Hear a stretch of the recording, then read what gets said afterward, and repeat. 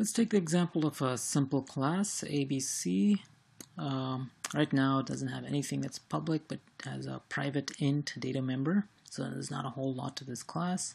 And we can allocate instances of this class ABC on the stack using just ABC space and then name of the object, or we can allocate instances of the same class ABC on the heap using ABC star, that is now B is a pointer to an object ABC, and then we say new to allocate the memory. In this case we have a default constructor. Remember, like in Java, you get a default constructor for free. That is, you don't have to actually declare the default constructor. It doesn't really do anything, but it's there for free. And as we saw before, just reviewing, you do not have to delete anything that's allocated on the stack. Those things are deallocated automatically by C++. When you exit a function, all of the stack variables or local variables are destroyed. And actually, it turns out B is also destroyed, but B is a pointer to some location in memory. That location in memory is not destroyed. So the location that you allocate using, or the chunk of memory that you allocate from the heap that B points to, that chunk of memory is still going to be around even though this variable B is gone when you return from this function. Although strictly speaking, this is not required in this case because you're going to exit main and therefore all memory will be deleted. That is deallocated automatically. In general, whenever you see a new, you want to see a matching delete. And so if you're allocating memory on the heap using new, you really should just make it a habit to delete every single thing that you have a new for. So if you have a new somewhere, delete it when you no longer need it. Okay, and at the same time, you don't have to do it for things that are allocated on the stack. Now let's say you have a public function process. So let's put this here, take it out of there, and make it a public function. It doesn't do anything, that's okay. Now we're just looking at how to use this. So if you try to call process without object name, of course it won't work. This is like Java. Compile this, you'll get an error message right here. So you could say b.process, just like in Java. You can call any kind of member function or member method. Whoa, sorry, that's not what I wanted to do. Sorry, I was going to say a dot. Okay, let's redo that. I sort of got ahead of myself.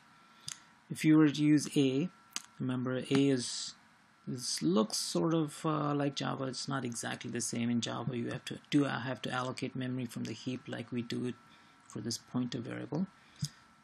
But the memory for this is allocated. The default constructor is called, and if you want to call the process function, member function of the ABC class for the A object, this is what you would do. You compile this, and you run it, and everything works.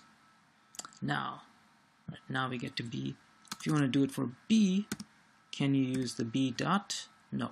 Actually, yeah, this is pretty nice. Eclipse automatically corrects you and puts in the right operator. So this is saying you cannot use the dot operator for B. You have to use the arrow operator, which is saying the thing that B points to, call the process function, member function of the thing that B points to.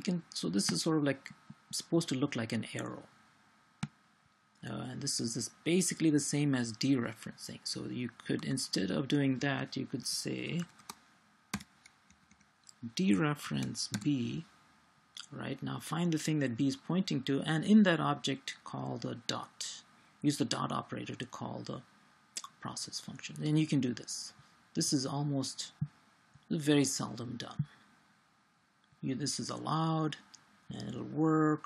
There's no problem with it, but most people don't do this. Instead, this sort of makes sense from the Java perspective, but in C++, what we do is we use the arrow notation. Okay, it's better than using dereferencing and the dot operator. The dot operator is what we used in Java exclusively. We didn't have this arrow notation. Java doesn't have that. Okay, and this works. Okay, so let's go back to classes, and we have this. For classes, for objects, and for structs too, the same thing works for structs. You can access data members, you can access member functions using both of those things using the arrow notation. This is shorthand for combining the dereferencing operator, the star, and the dot operator. So the alternative to using the arrow notation like shown here is to say star p dereference, then use parentheses to say that the star goes with the p, not with p dot grade. So use the parentheses and then use the dot operator to get access to whatever the grade is. Looks like it's a maybe a string data member.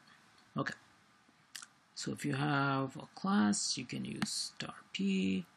If you use star p, you have to use one of these, arrow or dereference with dot.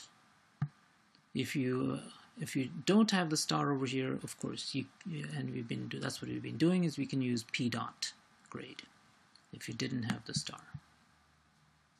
Okay. Now that we have pointers, we can use the this pointer. So this is same idea as in Java, but this is a pointer in C++, not in Java. You can think of it as a reference. So if you have a member function, you might need to refer to the calling objects function. So for example, let's say you have this simple class which has public and private sections. So there's a const function, a member function called showStuff, and inside showStuff, you might want to call cout, for example. So the two ways of accessing that is to say just use the data member name itself, or you can say this and then arrow notation. So that's now the difference with Java is that in Java it was a reference type and you just say this dot. In C++, you have to use the arrow notation. So let's take a quick look and make sure we know how to do that. This is like saying cout. You can say X, and that should work. Save this, compile it. And as in the case of Java, every once in a while you might actually have to use this arrow. The situation for that would be like if you had an int x in here. If you want to print out the data member, you have to use this arrow x.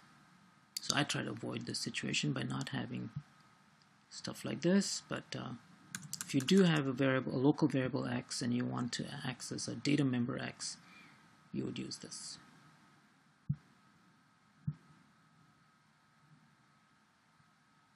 Okay, all of this should work, I hope. Yep, there it is. There's a 0.